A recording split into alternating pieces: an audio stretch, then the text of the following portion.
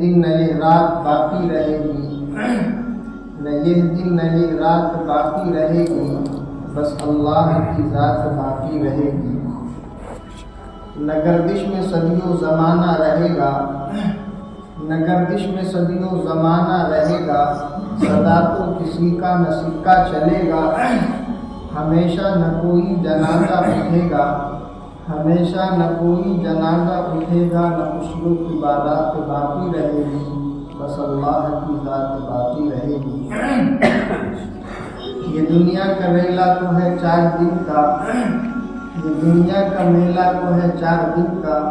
یہ دنیا کا جمیلہ تو ہے 4 دن کا،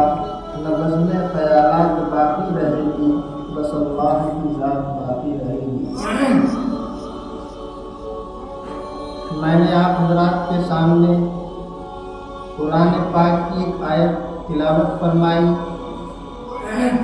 جو رمضان کے روزوں کے تعلق سے ہے۔ اس میں اللہ تبارک و تعالیٰ نے یہ فرمایا، اے لوگو یا ایھا الذین آمنوا، اے ایمان والو، تم پر روزے فرض کیے گئے جیسا کہ تم سے پہلے لوگوں پر اور پہلی امتوں پر فرض کیے گئے تھے، تاکہ تم اللہ سے ڈرو۔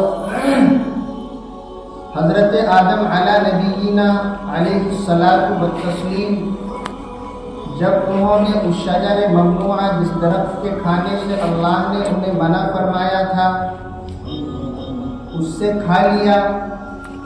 تو اللہ تبارک و تعالیٰ نے ان کو جنت سے نکال کر دنیا کی طرف بھیج دیا۔ چنانچہ وہ اللہ کی بارگاہ میں اپنی اس لفظ کی اور اپنی اس کوتاہی کی اللہ سے مغفرت طلب کرتے رہے، اے اللہ مجھ سے لفظ ہو گئی، مجھ سے چوک ہو گئی، مجھے معاف فرما دیجیے۔ چنانچہ ایک دعا بھی فرشتے نے ان کے دل میں ڈالی، جس کے ذریعے سے انہوں نے اللہ تبارک و تعالیٰ کے سامنے اللہ سے مغفرت کو طلب کیا، اور انہوں نے اپنی مغفرت اور اپنی بخشش کے لیے اللہ تبارک و تعالیٰ کے حکم کے مطابق 1 مہینے کے روزے رکھے، تاکہ جو لفظش ان سے ہوئی ہے 1 مہینے کے روزے رکھ کر کے وہ لفظش ختم ہو جائے، اور جو لفظش اور جو گندگی ان پر لگی ہے وہ روزوں کی برکت سے ختم ہو جائے۔ اسی لیے اللہ نے فرمایا، اے ایمان والو، تم پر روزے فرض کیے گئے جیسا کہ تم سے پہلی امتوں پر فرض کیے گئے تھے۔ نبی اکرم صلی اللہ تعالی علیہ وسلم جب انہوں نے مکہ سے مدینے کی طرف ہجرت فرمائی تو مدینے والے عاشورہ کا روزہ رکھتے تھے۔ ہجرت کے 1.5 سال کے بعد حکم نازل ہوا کہ رمضان کے روزے فرض ہیں اور پورے 1 مہینے کے روزے فرض ہیں۔ چنانچہ اللہ کے نبی صلی اللہ تعالی علیہ وسلم نے حکم فرما دیا کہ اب عاشورہ کا روزہ جو فرض تھا وہ اس کی فرضیت ختم ہوئی، اب مہینے رمضان کے 1 مہینے کے روزے فرض ہیں، تم پر اس رمضان کے مہینے کے روزوں کو رکھنا فرض ہے۔ حضرت سلمان فارسی رضی اللہ عنہ فرماتے ہیں کہ نبی اکرم صلی اللہ تعالی علیہ وسلم نے ہمارے سامنے خطبہ دیا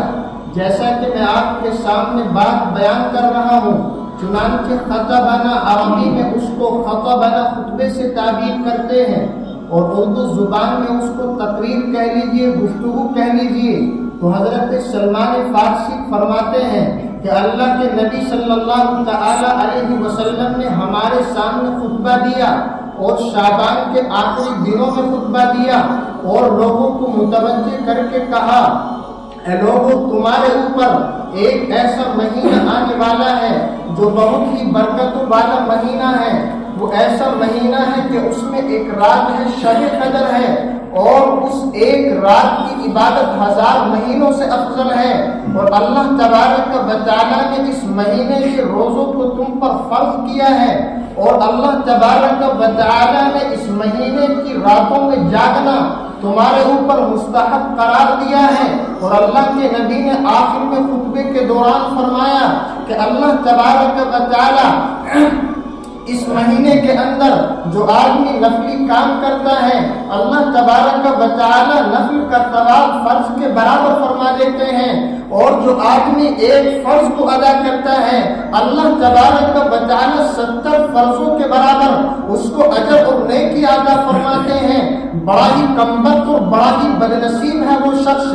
جس کے سامنے رمضان المبارک کا مہینہ آئے اور وہ اللہ تبارک و تعالی کے سامنے گڑ گڑا کر اور اللہ تبارک و تعالی کے حضور و بارگاہ میں حاضر ہو کر اپنے گناہوں کی بخشش اور اپنے گناہوں کی مغفرت نہ فرما لے۔ چنانچہ حدیث میں ہے اور طویل حدیث ہے، صحابی فرماتے ہیں، ایک مرتبہ کی بات ہے، نبی اکرم صلی اللہ تعالی علیہ وسلم نے ہم سے فرمایا اے لوگو تم قریب کو ہو جاؤ۔ جب ہم قریب کو ہو گئے تو اللہ کے نبی صلی اللہ تعالی علیہ وسلم ایک زینے پر چڑھتے ہیں اور اپنا قدم مبارک سیڑھی پر رکھتے ہیں، اور جب قدم مبارک پہلی سیڑھی پر رکھتے ہیں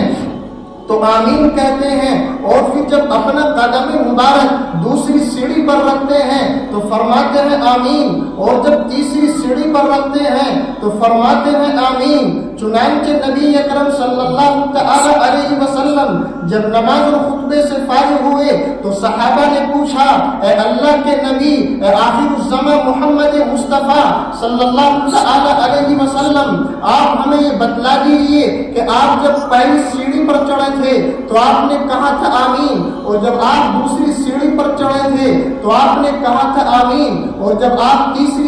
سیڑھی پر آپ نے قدم مبارک رکھا تھا تو آپ نے کہا تھا آمین۔ آج سے پہلے ہم نے آپ سے یہ بات نہیں سنی تھی، آخر اس کی وجہ کیا ہے؟ نبی اکرم صلی اللہ تعالی علیہ وسلم نے جواب دیا، توجہ کے ساتھ سنو، غور کے ساتھ سنو اور عبرت حاصل کرنے کی نیت سے سنو اور عمل پر جذبے کی نیت سے سنو۔ اللہ کے نبی صلی اللہ تعالی علیہ وسلم نے جواب دیا کہ جب میں پہلی سیڑھی پر اور پہلے زینے پر میں نے قدم رکھا تو حضرت جبرائیل علیہ السلام نے بددعا فرمائی، اور بددعا یوں فرمائی کہ ہلاک اور برباد ہو جائے وہ شخص کہ جس کے سامنے رمضان المبارک کا مہینہ آئے، جو شخص رمضان المبارک کا مہینہ پائے اور اس کے باوجود وہ اپنی مغفرت نہ کرا لے، اپنے گناہوں کی بخشش اور توبہ نہ کرا لے، ہلاک اور برباد ہو جائے وہ شخص۔ تو میں نے کہا آمین، اور جب میں نے دوسری سیڑھی پر اور دوسرے زینے پر قدم رکھا تو حضرت ابراہیم علیہ السلام نے فرمایا ہلاک اور برباد ہو جائے وہ شخص کہ جس کے سامنے اس کے بوڑھے ماں باپ موجود ہوں اور وہ ان کی خدمت کر کے اپنے آپ کو جنت کا مستحق نہ بنا لے۔ میں نے کہا آمین، اور جب میں نے تیسری سیڑھی اور تیسرے زینے پر قدم مبارک رکھا تو حضرت جبرائیل علیہ السلام نے فرمایا ہلاک اور برباد ہو جائے وہ شخص کہ جس کے سامنے میرا ذکر مبارک آئے اور وہ میرے اوپر درود اور سلام نہ بھیجے۔ آپ اندازہ لگا سکتے ہیں بددعا کون دے رہا ہے؟ بددعا حضرت جبرائیل علیہ السلام دے رہے ہیں۔ وہ تمام فرشتوں میں افضل ہیں، افضل الملائکہ جبرائیل، فرشتوں میں سب سے افضل جبرائیل ہیں۔ اللہ تبارک و تعالی نے کہیں انہیں روح القدس کہا، کہیں روح الامین کہا، کہیں طاقت والا کہا، کہیں عرش کے پاس مقیم رہنے والا کہا، کہیں امین کا خطاب دیا۔ خود اللہ تبارک و تعالی نے اپنے مقدس کلام پاک میں حضرت جبرائیل علیہ السلام کی تعریف فرمائی، اور حضرت جبرائیل کو اللہ تبارک و تعالی نے کیسی زبردست قوت عطا فرمائی ہے، پلک جھپکنے کے برابر وقت میں وہ آسمان سے زمین پر آ جاتے ہیں اور زمین سے آسمان پر چلے جاتے ہیں۔ اللہ کے نبی نے فرمایا بقیع القرقد میں جناب نبی اکرم صلی اللہ تعالی علیہ وسلم نے ان کو اصلی شکل میں دیکھا کہ ان کا سر آسمان میں تھا اور پاؤں زمین میں تھے اور مشرق سے مغرب تک خلا بھرا ہوا تھا۔ بتائیے وہ زبردست فرشتہ بددعا دے رہا ہے، اور پھر اس بددعا پر جو آمین کہہ رہا ہے اور اس بددعا پر مہر خبر کر رہا ہے وہ کون ہے؟ وہ تمام انبیاء کا سردار ہے، وہ خاتم الانبیاء ہے، وہ سید الانبیاء ہے، وہ تمام انبیاء کے سردار ہیں، تمام انبیاء کے امام ہیں۔ انہوں نے تمام انبیاء کی امامت، انہوں نے فرمایا مسجد اقصی میں حضرت جبرائیل علیہ السلام بددعا دے، اور اس بددعا پر آمین کہنے والا تمام انبیاء کا سردار ہے، جن کے صدقے میں اس دنیا کو کو بنایا گیا. فرماتے ہیں لولا لما خلقت الافلاک، اگر آپ نہ ہوتے تو میں آسمان اور زمین کو پیدا نہ فرماتا. بہرحال وقت قریب ہو چکا ہے،